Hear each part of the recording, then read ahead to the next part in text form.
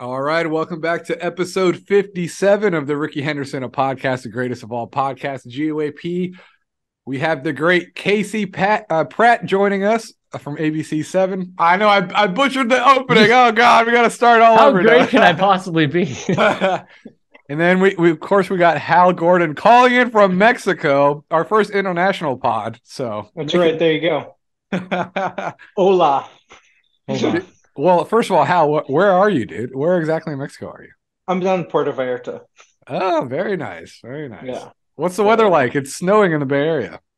There has not been any snow.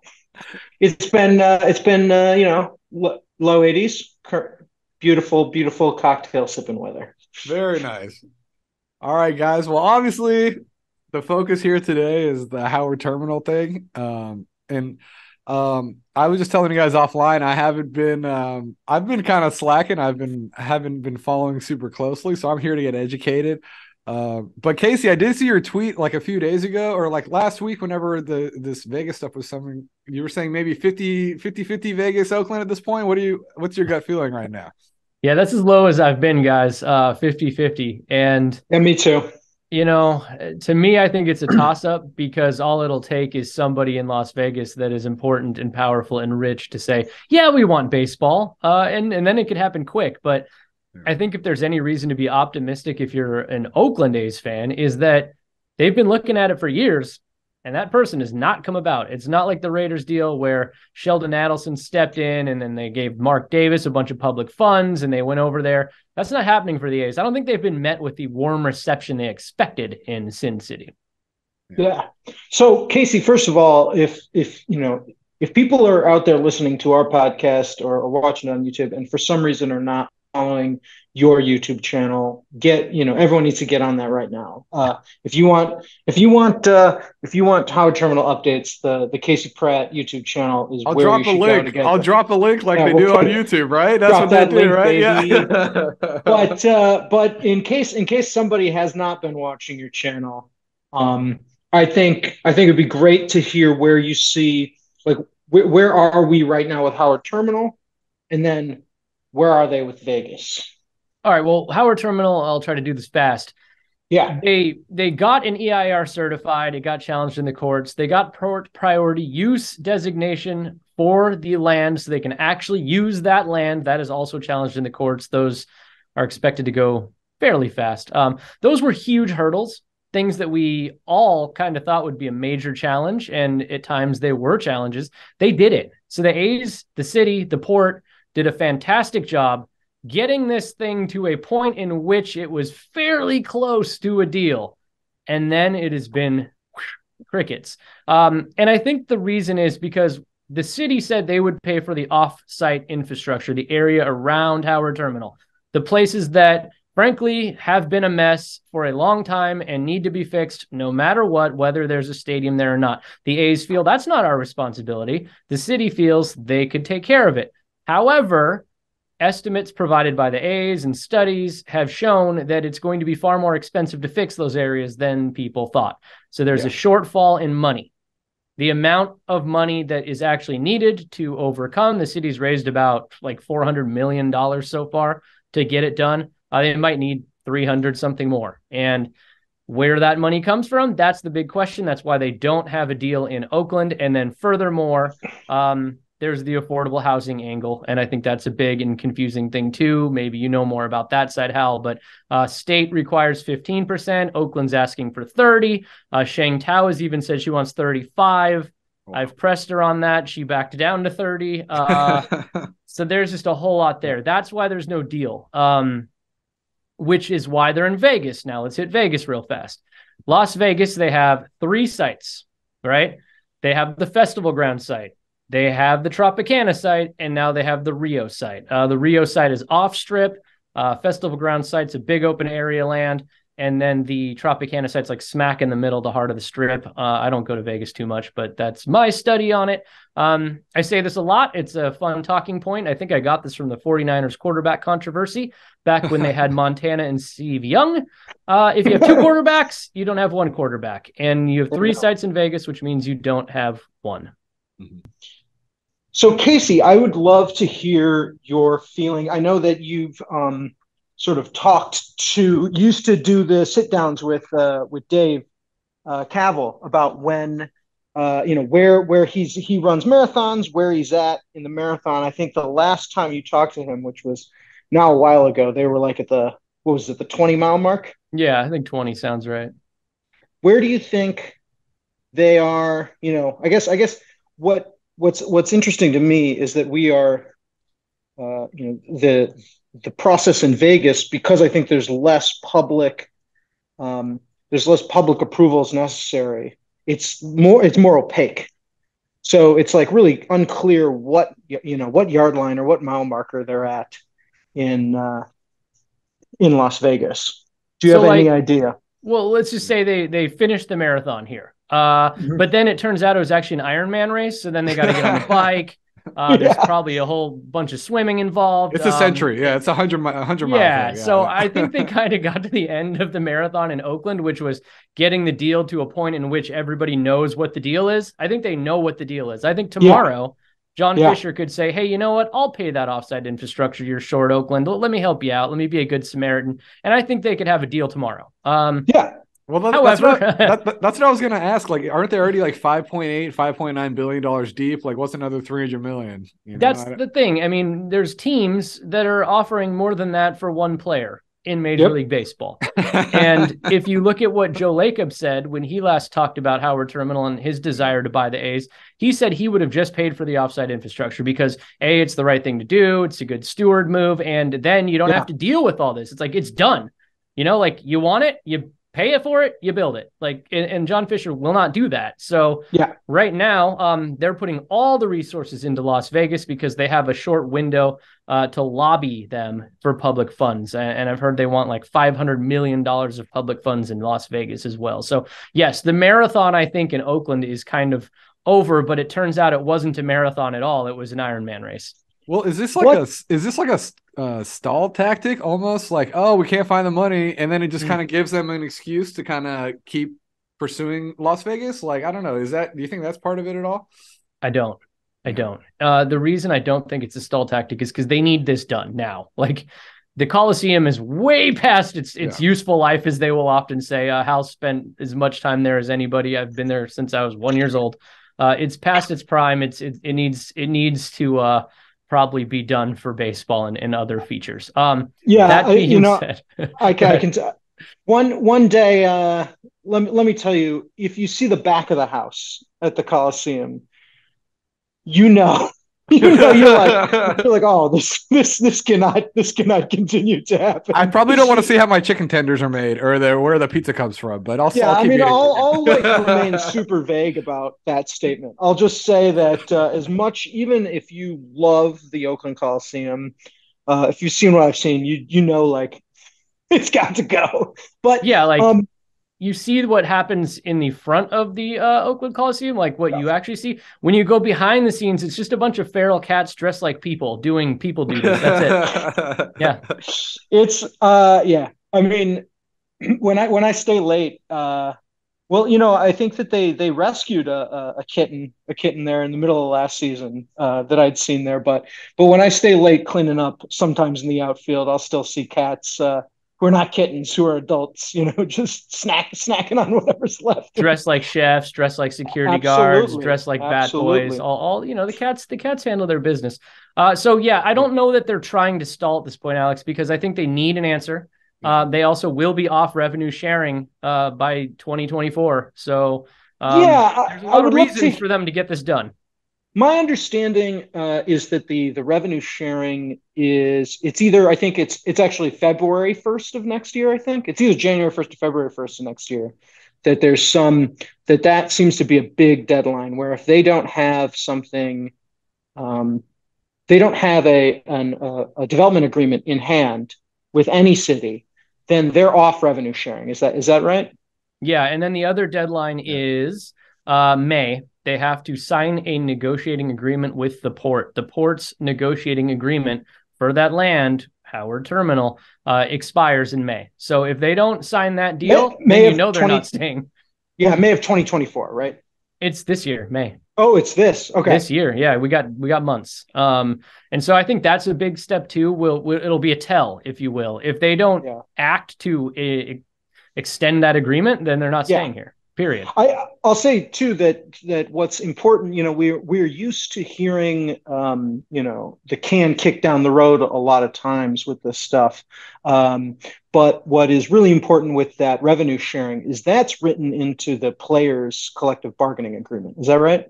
Yeah, that was part of the new CBA, I believe. Right, but we can't call Rob Manfred and ask him to just push it back a couple months, because that's negotiated with the players. So that's a very hard deadline that the owners and Rob Manfred do not control.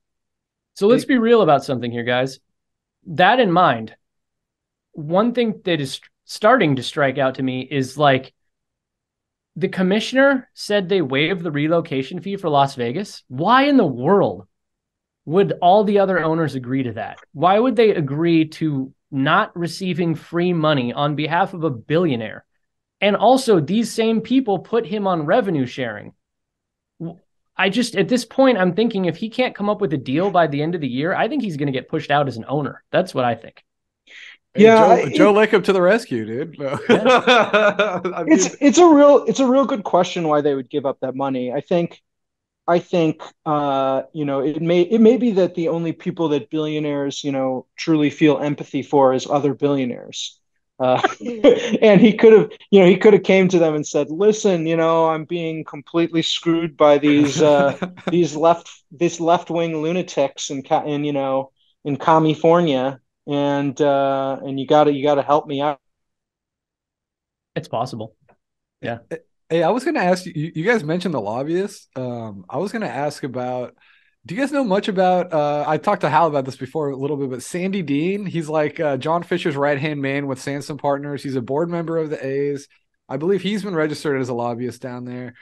And he was in charge of the Mendocino Redwoods Company, and they got sued up there before. What's his role in this whole thing? I asked Dave Cavill about this point blank last year, and he kind of shushed me off, but I don't know. I mean, I feel like if Dean is in there in Nevada, it's serious business for the Fishers, right? Yeah, I would say so. I have not followed that path too far. I did remember watching you ask Dave about that and he deflected. But I think he was trying, he's noted as a team board member, and I think he's been kind of the right-hand man for the Fisher family for decades. So I'm kind of is he the guy actually pushing this project? Well, there's a lot of lobbyists, though. That's the thing. Dave is one of them. There's multiple lobbyists. It's not just one or two guys. I think that the top one is Dave, officially in Las Vegas. And I've heard they have office space out there now. I've heard that there's several lobbyists. It's expensive, too. But again, they only have a tight window to secure whatever lobbying funds they're trying to secure here from the public. And what's interesting? What's that window you're talking about? I'd have to look it up. It's months. I think they have months to get this thing figured out. Okay. And so if they with all these tight windows coming up, is it could it still be something? I tend to think that we will know by February 1st of next year, whether they're staying or going. But I also, like I said, I think that Vegas, everything is a lot more opaque. I wonder, if just one day in July or something, they could just announce, hey, we got it all lined up. We're ready to push it. And, Oakland, with how long it takes to get everything moved forward. And also the affordable housing sort of needs, that has not been hashed out. There just wouldn't be enough time for Oakland to respond or figure out how to. Yeah, I mean, could we just wake up one morning and could they be gone this summer? That's a good question. Yes, probably. The thing about it is you've seen an historical precedent that often before a team is moved, they will give somebody in the local market a chance to save the day, like you saw with the Giants when they were going to St. Pete. Maybe that happens here. Maybe Joe Lacob can jump in then. Maybe, the owner of Clorox. There's a lot of people that might want to crack at the A's, but I don't know. I mean, it's hard to say what would happen. But yeah, I think that if they did strike a deal in Las Vegas, maybe they would give Oakland one last chance to like, match or make a better offer. But I'm not sure how that would play out. I hope we don't ever see that day. And interestingly enough, out here in Oakland, I just think that if you look at what they're trying to do by reimbursing the A's with the on-site infrastructure, trying to cover the cost of the off-site infrastructure, I mean, we're talking upwards $800 to $1 billion they're pulling out of this market. And I'm not entirely sure that anybody in Las Vegas is going to match that type of money. That's a lot of money that Oakland and this Bay Area region, the county, the city, et cetera, are offering up here to try to keep the A's here. It's kind of funny. Oh, go ahead, Hal. No, keep. Alex, go ahead. I was just gonna say, I think it's kind of funny how the Raiders taking that $750 million has like, it's kind of giving them pause now. It's like, in a way, the Raiders might even keep the A's here in Oakland, 100%. 100%. It's kind of bizarre. It's really bizarre. Yeah. But the Raiders deal when they came back to Oakland is the reason the city is so gun shy with dealing with professional sports teams, because they're still paying for Mount Davis, and they got completely gouged on that Mount Davis deal. So I think I'm still paying for that. I live in Alameda County. I live in Oakland. Yep. I'm paying for that. Absolutely. So, one thing that I've heard a lot, or that I've read a lot about with economists who've worked on these sports deals too, is that I think, when a lot of these stadiums were being built in the 90s and 2000s, and even in the last few years, is that there was a lot of promises that these stadiums were going to really be really good for the economies of every city. And I think, that's the reason why Las Vegas gave $750 million to the Raiders. They didn't do it just because they were best friends, but because, the Raiders said, hey, we're going to bring in all this business. And what we've discovered, or what economists have tried to discover, is that a lot of those arguments are not necessarily right. That if you, if you promise, hey, we're going to create, keep all these jobs, and he's right though. He's right, because what they're trying to say is that if you build a stadium, it'll bring in all this revenue, bring in all these jobs. The difference with Las Vegas is that they paid $750 million in public funds for the Raiders. Then they instantly regretted it and said they regretted it. And the Raiders can bring in things like they had the Pro Bowl there. They can have the Super Bowl there. They can do all these things. Let's just say the A's build in Las Vegas. Well, the A's haven't been to the World Series since 1989, and there's no guarantee that a World Series will ever come to Las Vegas. It's not like the NFL where they can just say, yeah, the Super Bowl will be here in a couple of years. Come on in. Well, don't you think Vegas would be kind of enticed, though, the fact that there's 80 home dates as opposed to 8 or even 40 for like a hockey team, though? I mean, that's something they would love, right? I mean, and no, I think they'd hate that. Vegas? Really? Yeah.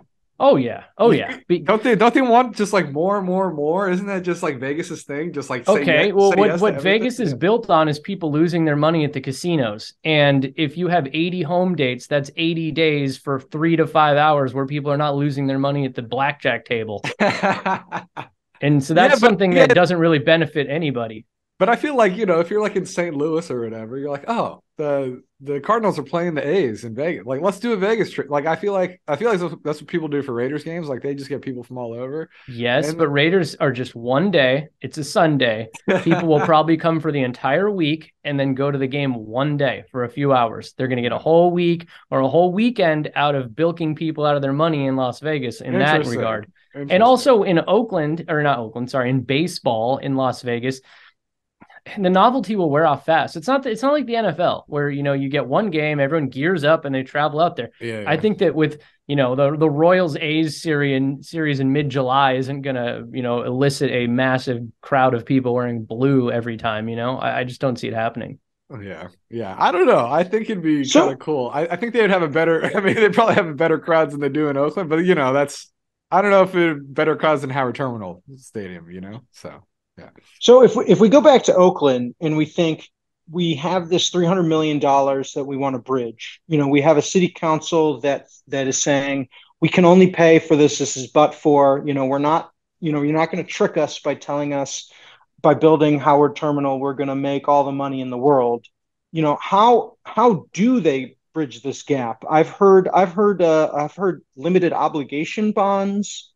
Casey, have you heard anything about that? Yeah, the limited obligation bond is one option. It's not like a general obligation bond, which is what they did with the Raiders, which basically screwed the taxpayers. A limited obligation bond protects them. Zenny Abraham has a million other ways that this could happen that he says pencil out, but it all goes right over my head, frankly. So I will keep it simple. Yes, that plus grants. They can still apply for more grants. Just because that things didn't go well with that mega project grant doesn't mean that there aren't other grants on the table. I pointed out those regional Measure 3 funds, which are available now. Also, the mega project grant, everyone reported it was done, over, dead. They didn't get it. That's not true. I've actually talked to a lot of people about that. It doesn't look good. It doesn't look good that they're going to get that money, but it is not official that they're not getting that money.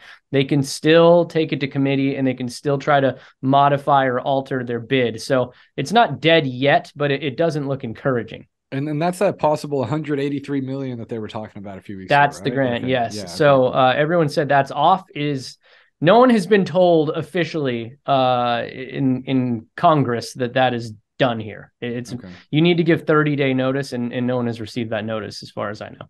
And Casey, in your conversations with Shang Tao, I mean, I know she's just getting settled in. She probably doesn't want to say anything either way. Like, she probably doesn't want to show her hand yet or whatever. But just what do you kind of get from her? Obviously, she's gonna probably say she wants the best deal done for Oakland. But have you been able to dig past any generalities that she said to you so far, like her gut feeling on the project?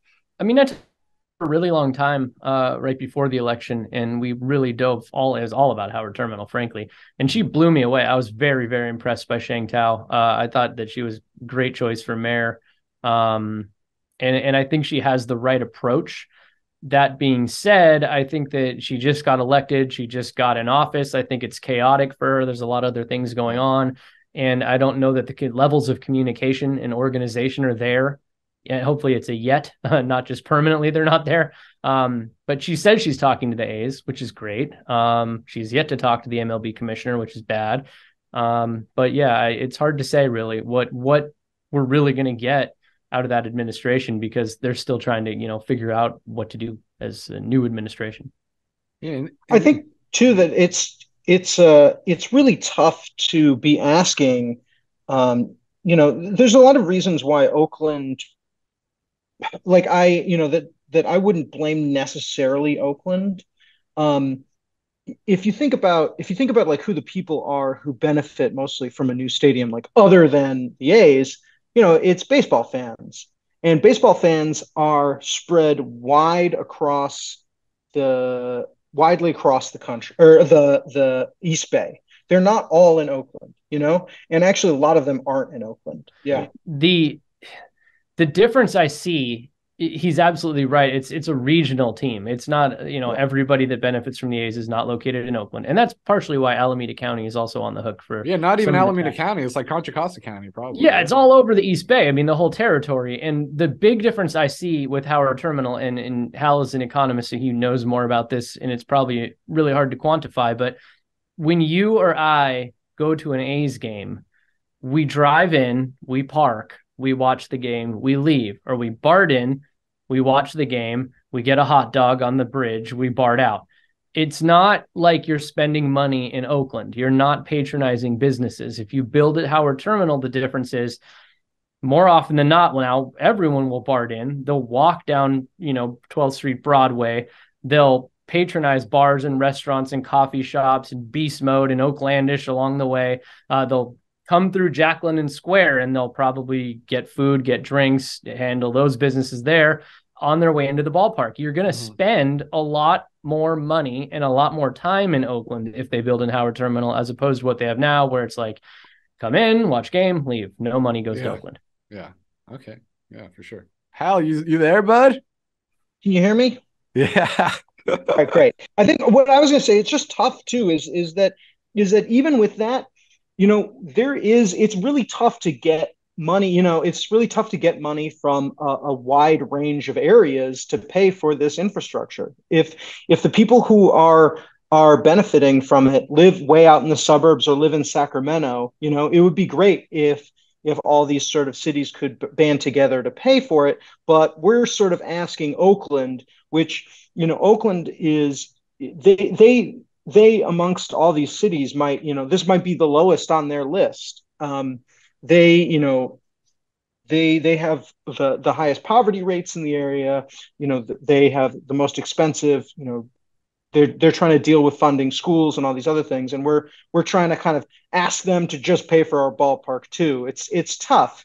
I think I think one way that just we've structured our cities and suburbs makes it a little bit harder to pay for these baseball parks. Yeah, and I was going to ask you guys. I thought it was interesting. Her first public comments came the day after, her press conference at the Coliseum and like Dave Cavill's visit to Vegas. How does that whole AASEG deal with the Coliseum side affect things? Because the A's still own 50%, right? But if AAESG is an exclusive negotiating agreement with the Coliseum, does that mean the A's have to start negotiating with AASEG? Like, how did that whole dynamic all work? Can you explain that? Yeah. So where it gets interesting is the A's bought the county's half. The county's half has apparently no control over the property. So it's hard to say what they even bought, to be honest, because if you own half of something and you get no say whatsoever in what happens there, it's hard to say what you even own. So right now they own half the property, but they can't say anything about what goes on there. The city, they probably were hoping to buy the city's half too, and the city wouldn't sell. AASEG now needs to negotiate with the A's because AASEG could build, let's just say, I'm just going to make this up completely. Let's just say they spend $10 billion developing the Coliseum site, right? Yeah. And then all the revenues and all the property taxes and all the great things that come out of that $10 billion would then have to be split with the A's. And the A's would barely have to lift a finger. So right now, the onus is almost on AASEG to buy out the A's half and just get them out of there. All that being said, nobody on this planet wants the A's at Howard Terminal more than AASEG. They want to do everything in their power to help the A's get that Howard Terminal site, because the sooner they can get the A's off that property, the sooner they can do what they really want to do there. So, I mean, I think because I know they've pursued WNBA and WSL franchises. I mean, that'd be cool, right? It could be like a women's sports hub in the Bay Area, right? They could house both of those teams, right? Is that possible? Yeah. I mean, but is that really as interesting or lucrative or as much of a draw as Major League Baseball? Right now? I mean, no. Right now with nobody attending A's games? Sure. I mean, dude, they could probably get more. They could probably get more fans at a WNBA game than an A's game, honestly.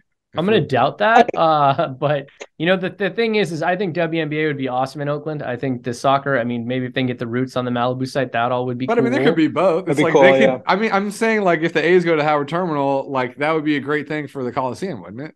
Like, yeah. Oh yeah, absolutely. Yeah. Absolutely. Because they're not going to get rid of the arena. The arena stays no matter what. Yeah. I want to, before we end, I do want to like get in the hard sell still about why I think Howard Terminal still can be a great idea. And it is transforming a parking lot on the water into not only this stadium, but a ton of new housing. And for me, I think that the biggest problem the Bay Area has is not losing its sports teams, but just the price of housing, the affordability crisis in the city. And as they're gonna maybe, hopefully they'll have a bunch of affordable housing. As an economist, the things that I've seen is it's like affordable housing is great, but any housing is the most important. Just building new housing is so critical. And I think that even if the A's leave, I hope Howard Terminal gets built out into something that has a ton of new housing. Yeah, no, I can tell you too, Hal, that not just the fact that they need it, hopefully to help prices and everything, but the other thing is they're woefully short on their targeted goal of new units created in Oakland, and they're so woefully behind that they will actually be fined for it if they can't come up with the right number. And 3,000 will help a lot. There's remedy. Yeah, that's so messy. Yeah, no, it's just so necessary, and I think I have a ton of sympathy for Oakland itself being asked to front all this money for such expensive stuff, and I think the reason why all this infrastructure is so expensive, can come back to a lot of things. Casey, you read, I think, most of the EIR itself. Yeah, there's train tracks going through there. There's really no sidewalks. I mean, if you walk around Howard Terminal, the sidewalk basically ends, and it's trains. It ends. Like it's just semi trucks and fences. Like that's it. Semi trucks, fences, trains, and it's dangerous down there, frankly, and that needs to be solved. Yeah. Yeah, when I bike on 3rd Street, I mean, there's potholes. The potholes are so big, I'm reminded of when I lived in Chicago, when they had freeze and thaw all the time. But those potholes are so big because of all these semis. Yeah. But there's just so much work that needs to be done, and all of the laws in California add expense. The EIR. You could probably do this for cheaper if it wasn't for the CEQA laws. There would be a lot more money to throw around if we didn't have this affordability crisis, and politicians weren't saying like we need 30% of affordable housing. That costs a lot of money. We could be spending that money on the offsite infrastructure. There's a lot of reasons why I think California has made it more expensive to do this. I'd heard that the A's spent about $30 million just to get the EIR certified. So yes, added costs are indeed a factor here. It's huge added costs, but California, the rules in California make it so expensive. But at the end of the day, I think I have not been impressed with the job that the A's have done in pushing this forward. I don't understand why. When this first started, I thought this is great. Like the A's have a built-in fan base. They can just bring tons of people to meetings. They can build billboards and say, hey, let's get this thing done. It seemed to me that after they lost that term sheet vote in 2021, when Cavill said, this is the term sheet we have, it's my way or the highway, and they lost that. It seems like that they've been really tentative with using any of that. There has not, all the organizing of fans at votes has come from fans, or from the trade unions. You haven't heard Dave Cavill say, there have been like a couple emails to season ticket holders, but I still don't know. I still genuinely don't know why, the A's weren't announcing during baseball season when they had votes on this, hey, everyone go to these meetings, Well, the meetings were via Zoom. Like they couldn't really get people to a lot of them. We got to keep in mind there's pandemic things that happened as well. But what was interesting is the A's got to July, the term sheet Hal just mentioned. The A's plan had both offsite and onsite infrastructure covered. Mm-hmm. The city's plan took the offsite out, and they said the city themselves would cover that. Yeah, they'd figure it out. Then the city fell short. So, I mean, really, it's not all on the A's, and it's also the A's. It's not really their infrastructure that's messed up either. So, I mean, there's plenty of blame on the city side. There's plenty of blame on the A's side, because I think most billionaires would have just probably coughed up and gotten this thing done by now. But that is a very important distinction to make, that the city themselves wanted to pay for that offsite infrastructure, which they're now saying they cannot afford. Yeah. All right, guys, we got 2 minutes left, so I'm just going to ask Casey for his closing thoughts, because I'm still cheap. I got to pay for Zoom at some point. Right now, we're still on the 40-minute limits. But I don't know. You guys got some closing thoughts? You guys got got about a minute or so here. All right. Well, I mean, I think a closing thought for me, I'll just jump off what Hal just said, in that I really think that the A's sort of misplayed this in a way. I think they tuned out a bit after July. They didn't use their power to fire people up, fire up the fan base. But what also happened in that time frame is they had the opportunity to either kind of hang on to Chapman and Olsen and maybe just throw a couple more guys around them and just stick to it a little bit. And they tore down the whole roster. And I think that when people see an A's team that loses 100 games and drives zero interest from a baseball standpoint, that means people in this area aren't engaged, energized, and fired up to get the A's a new stadium. That means people in Las Vegas aren't entertained, energized, fired up to bring the A's here. Like, why would anybody want the A's at this point? And I think that was a misfire on their part. Yeah. There's a great John Boyes YouTube documentary about the Seattle Mariners. And he talks about when they were trying to get their new stadium funded. And right at that, when the vote took place, they made the playoffs for the first time. They had Ken Griffey Jr., they had Alex Rodriguez, they had Randy Johnson, and they lost to the vote by just a smidgen. but there was so much pride in the team at that point that the state of Washington said, okay, we lost the public vote, but you know what? Screw it. Like, everyone's behind this team. Let's get behind it. It is, I think, boy, they've every single time they've had a decision, they've decided to take the cheap way. And it might work and they might save a lot of money, but at what cost?